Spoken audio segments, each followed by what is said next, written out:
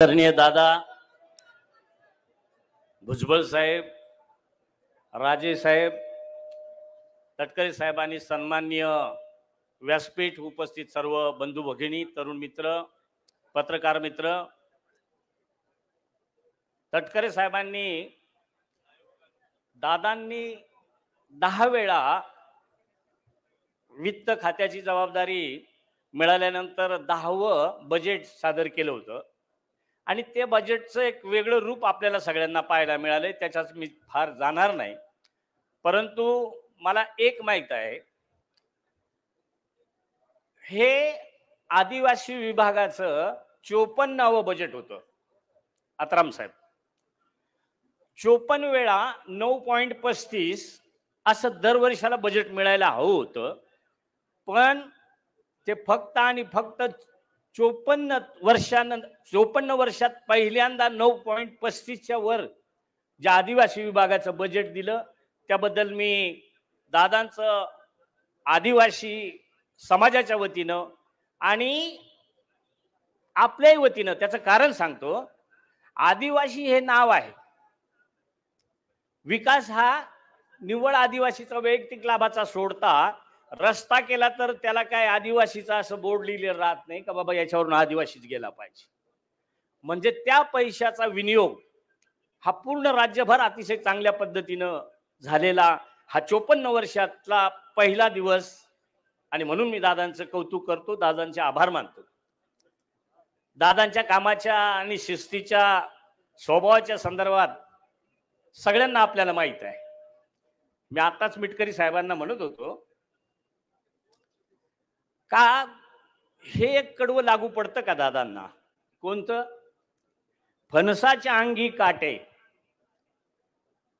फणस ही आतून खरबडीत, वरून खरबडीत असतं, काटे असतात, पण आत अमृताचे साठे फणसाच्या आत असतात. ते दादा.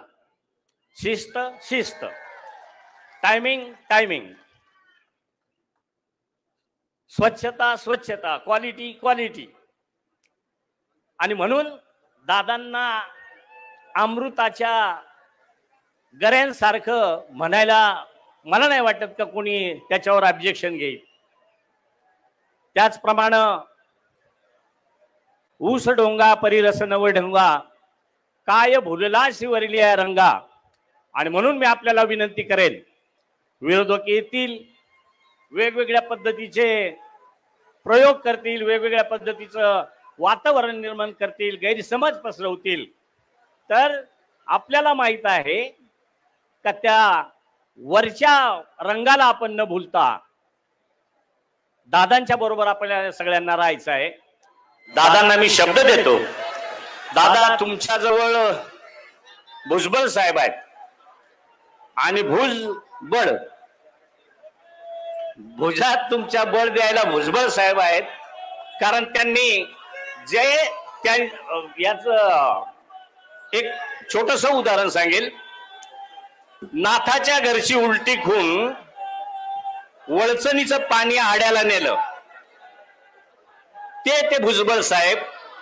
ते पाणी नेण्यासाठी मग तटकरे साहेब जलसंपदा मंत्री होते, दादा आपण जलसंपदा मंत्री होते.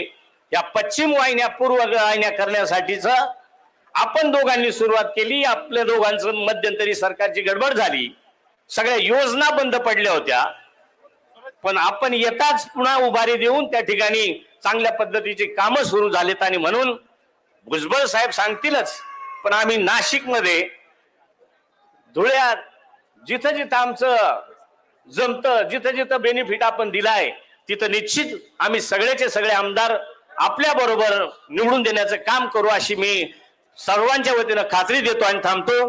जय हिंद, जय महाराष्ट्र.